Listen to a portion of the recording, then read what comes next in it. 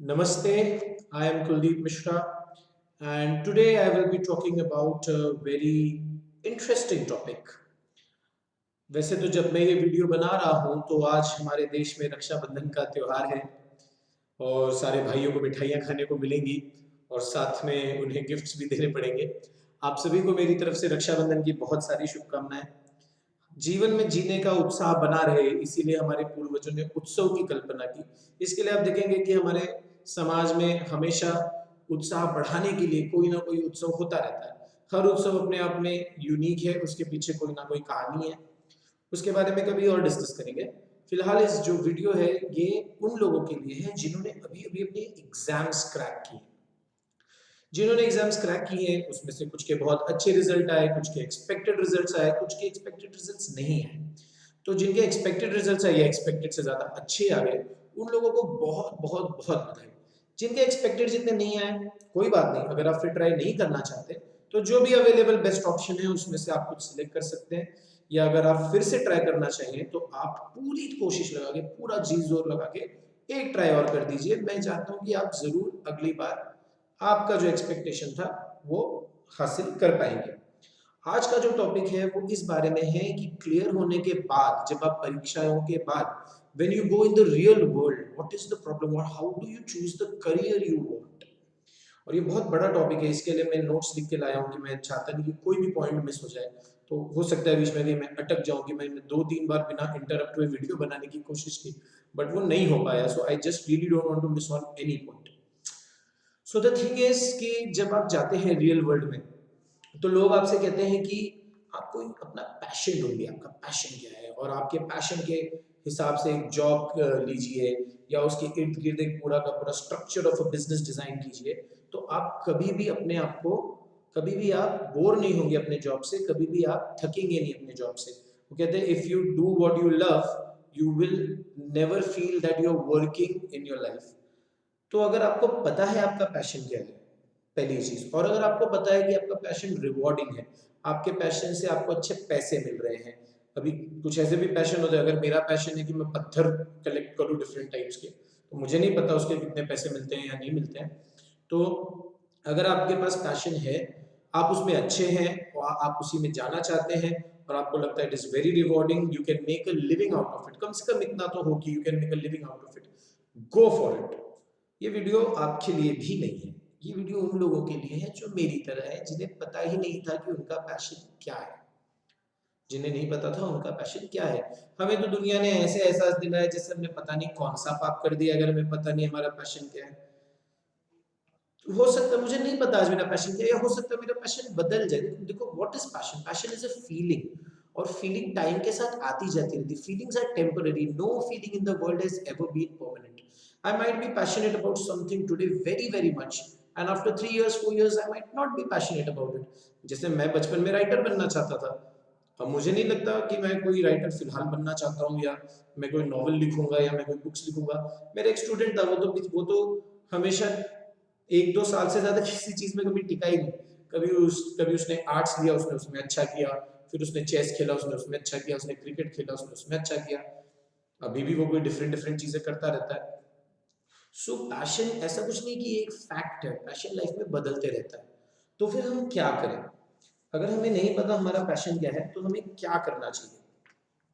तो आप देखेंगे जितनी भी बुक्स हैं, जितने भी वेबिनार्स हैं, सेमिनार्स हैं, सब ये बोलते हैं find your passion, find your passion. मुझे नहीं पता कि वो जो बोलते हैं उन्होंने खुद भी अपना पैशन ढूंढा है कि नहीं ढूंढा है, वो बस दूसरे को बोलते रहते हैं। तो देखिए, अगर आप काम करने जा रहे हैं रियल वर्ल्ड में तो there are many many jobs, बहुत सारे जॉब हैं। There will not be a job that you want, जो आपको चाहिए, जैसा आपको चाहिए, पर जो आपकी नीड्स को पूरा कर सके, ऐसा कोई ना कोई जॉब कहीं ना कहीं आपको मिल जाएगा। जो भी मिलेगा उसको ले लीजिए, जो भी जॉब, जो भी बिजनेस, जो भी आइडिया कुछ भी है उसको ले लीजिए। धीरे धीरे खुलेगा, धीरे धीरे अपॉर्चुनिटीज के दरवाजे खुलेंगे। एक दरवाजा खुलते हैं तो 10 दरवाजा खुलता है, ऐसे ही लाइफ में होता है, ये मैंने देखा है। ऐसे ही सबके साथ होता है।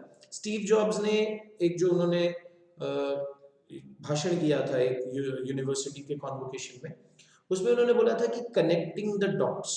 तो उन्होंने उसमें कहा था कि जब मैं कॉलेज में जाता था मैंने कैलीग्राफी का कोर्स लिया था। तो कैलीग्राफी मुझे लगा नहीं था कि कभी मुझे लाइफ में कमाएगी, स्टीव जॉब्स ने बोला था।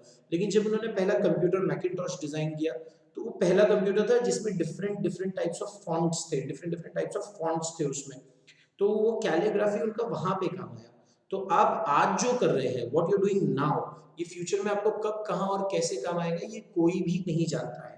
तो आपको जो अपॉर्चुनिटी मिल रही है वो ग्रैब कीजिए। देखिए अपॉर्चुनिटी ग्रैब करने वाले बहुत लोग हैं, आपको नहीं पता अपॉर्चुनिटी आपके हाथ से कब निकल जाएगी। So grab that opportunity and it's okay to not have a passion. ये जो लोगों ने बवाल कर दिया है ये चलेगा, जो आपको मिल रहा है उसको कीजिए। अब उसके बाद क्या करना, जब आपको ये हो गया, जब आपको कुछ मिल गया, उसके लिए मैं आपको मेरी पर्सनल स्टोरी सुनाना चाहूंगा। तो पहले मैंने आपको बोला मैं राइटर बनना चाहता था, मैंने कुछ सालों किया भी content writing, but content writing was not that rewarding to be very honest. तब वो इतना नहीं, तब उसका स्कोप इतना नहीं था। अभी तो उसका स्कोप काफी बड़ा हो गया और तभी मुझे पता भी नहीं था कि how to go in a business about it.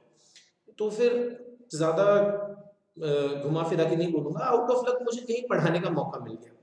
I started as a teacher. तो टीचर जब मैंने पढ़ाना शुरू किया तो मैंने देखा कि when I started working with different kinds of students, जब मैं उन्हें पर्सनल अटेंशन देने लगा, जब मैंने देखा कि उनके मार्क्स मेरे हेल्प के बाद अच्छे आ रहे हैं, तो मुझे ये काम धीरे धीरे अच्छा लगने लगा।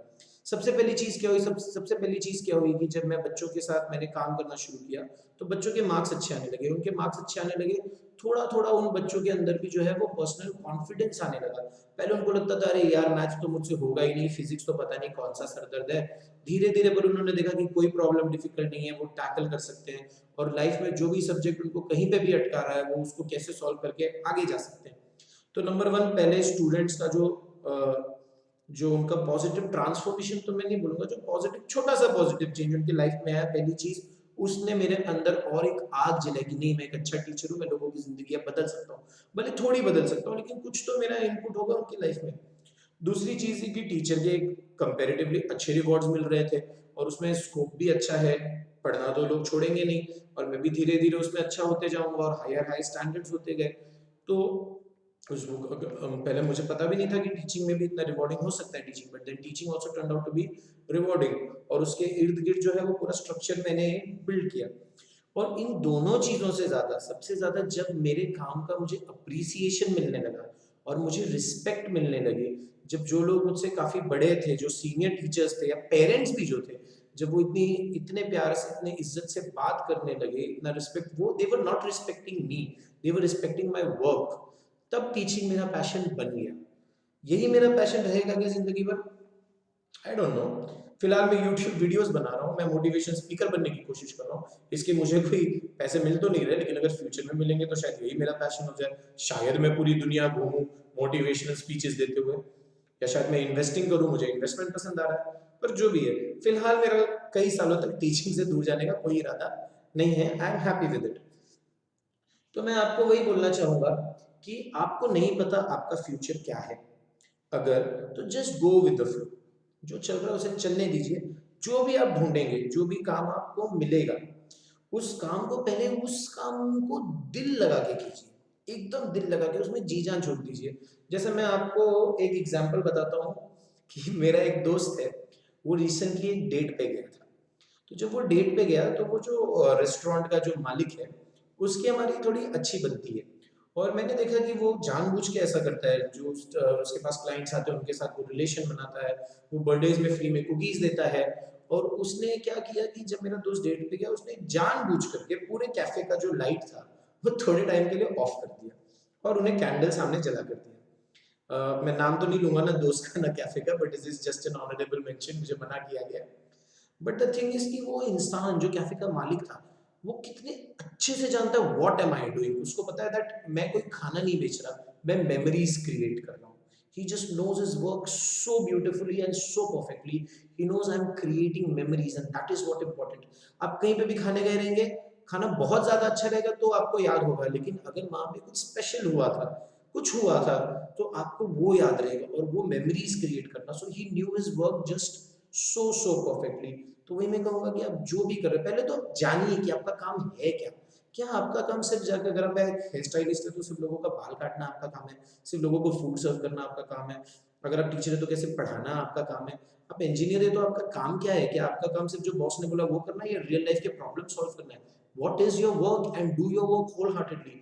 If you are an hair stylist, अगर आप एक हेयर स्टाइलिस्ट हैं, अगर आप लोगों को इस तरीके का हेयर स्टाइल देते हैं, इस तरीके का मेकअप देते हैं कि उनके अंदर एक पॉजिटिव ट्रांसफॉर्मेशन तो नहीं बोलूंगा, पॉजिटिव चेंज आता है, वो अपने आप को कॉन्फिडेंटली कैरी करना सीखते हैं जहां पे भी जाते हैं। If they go on an interview they are better, क्योंकि उनमें कॉन्फिडेंस आ गया। अगर आप थोड़ा सा भी पॉजिटिव चेंज लाएंगे तो अपने आप जिस काम में, ऐसे नहीं होता कि जिस काम को आप दिल लगा के कर, जिस जिस काम को आप पसंद करते हो उसमें आपका दिल लगता है, नहीं, ये गलत बात है। जिस काम को आप दिल लगा के करते हैं और उस काम का जो रिजल्ट है वो रिजल्ट कुछ अच्छा चेंज लाता है, उस काम से आपको प्यार हो जाता है। और जहां तक रिवॉर्ड की बात, दुनिया में मुझे नहीं लगता कोई भी काम है जो रिवॉर्डिंग नहीं है। कुछ कामों को छोड़ दिया जाए तो, जैसे यार कौन सा काम रिवॉर्डिंग नहीं, जंबो वाले ने वड़ा पाव में बिजनेस ढूंढ लिया, जंबो वाले ने वड़ा पाव में बिजनेस ढूंढ लिया। अभी हेयर स्टाइल सलॉन्स का तो आपको पता ही है कितना सारा, हर काम में कुछ ना कुछ बिजनेस किया जाता है, अच्छा उसमें कुछ ना कुछ हो सकता है।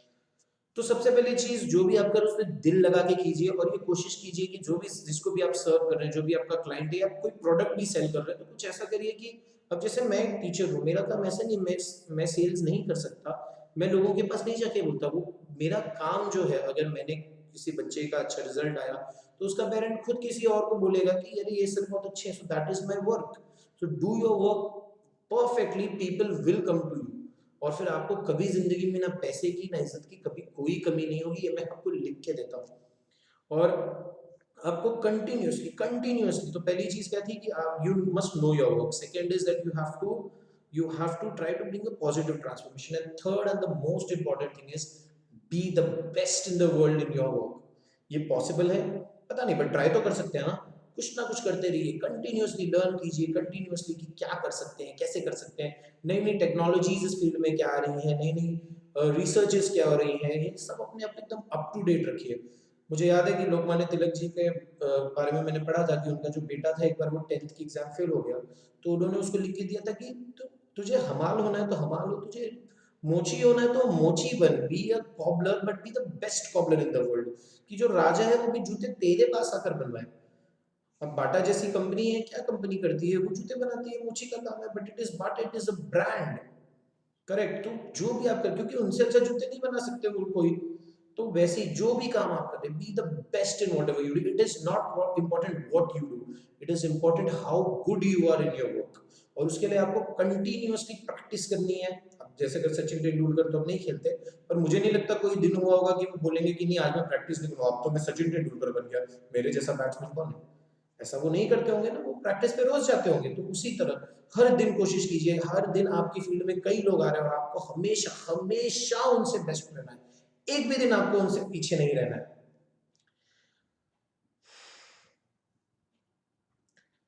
सो यही कुछ बातें मुझे करनी थी, मैंने मोस्टली सारी चीज़ें तो कवर कर दी हैं, कुछ इसमें रहा नहीं है, बट लास्ट में मैं आपको बोलना चाहूँगा कि B passionate about not being passionate.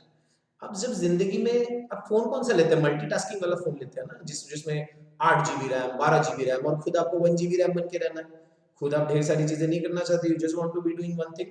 If you can be good at multiple things, if you can be best at multiple things, why settle for one. जाइए, हर चीज में अपना नाम कीजिए, हर चीज में अपना नाम कीजिए, और मुझे पता है आप कर सकते हैं। इसी के साथ मैं आपसे अलविदा लेता हूँ। Thank you very much.